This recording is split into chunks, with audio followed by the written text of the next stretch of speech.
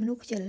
ក្នុងជីវិតរស់នៅប្រចាំថ្ងៃយើងជួបប្រទះមនុស្សជាច្រើនប្រភេទមនុស្សខ្លះសកម្មហើយខិតខំប្រឹងប្រែងតែមានមនុស្សមួយចំណែកទៀតដែលពេញចិត្តនឹងសេចក្តីស្ងៀមស្ងាត់និងមិនសូវចង់ធ្វើអ្វីៗទេហើយពួកគេច្រើនប្រើលេសដើម្បីលាក់ការខ្ជិលរបស់ខ្លួនលេសគឺជាពាក្យមួយឬហេតុផលមួយដែលយើងប្រើប្រាស់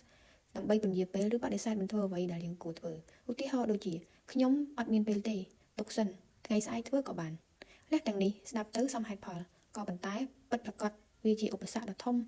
នៃភាពរីកចម្រើនហើយចូលចាំថានៅពេលណាដែលយើងប្រើលេសជារឿយៗគឺវាបណ្ដាលឲ្យយើងបាត់បង់វិន័យផ្ទាល់ខ្លួនបាត់បង់ឱកាសសំខាន់ៗនិងបង្ហាញថាយើងមិនមានការទទួលខុសត្រូវលើអនាគតរបស់ខ្លួនជាធម្មតាគឺខ្ញុំតឹងតែងនឹងខ្លួនឯងបន្តិចហើយព្រោះតែភាពតឹងតែងនេះហើយដែលធ្វើឲ្យខ្ញុំស្គាល់ខ្លួនឯងកាន់តែច្បាស់អ្នកខ្ជិលមិនមែនជាមនុស្សអនាគតអពូទេអ្នកខ្លះគឺមានសមត្ថភាពដូចជាអ្នកដទៃដែរតែអ្នកខ្លះគ្រាន់តែខ្វះការផ្លាស់ប្ដូររបៀបគិតរបៀបធ្វើឬគ្មានការចាប់ផ្ដើមឬព្រោះតែកត្តាសេពគប់ខុសប៉ុណ្ណោះអ្នកខ្លះស្ទើរតែមានគម្រោងល្អៗជាច្រើនប៉ុន្តែក៏នៅតែគ្មានអ្វីបានចេញជាលទ្ធផលព្រោះលេសបានបំលែងគំនិតទាំងអស់នោះទៅជាខ្យល់បុរាណបានពោលថាដេកផ្សំផ្ដួលរមូលផ្សំកិច្ចព្រះសម្មាសម្ពុទ្ធទ្រង់ត្រាស់សម្ដែងថាបុគ្គលឆ្លងអន្លង់បានដោយសទ្ធាឆ្លងសមុទ្របានដោយសេចក្តីមិនប្រមាទកន្លងសេចក្តីទុកបានដោយសេចក្តីព្យាយាមបរិសុទ្ធបានដោយប្រាជ្ញាអត្ថបទនេះដកស្រង់ចេញពីសៀវភៅស្វែងយល់ពីខ្លួនឯង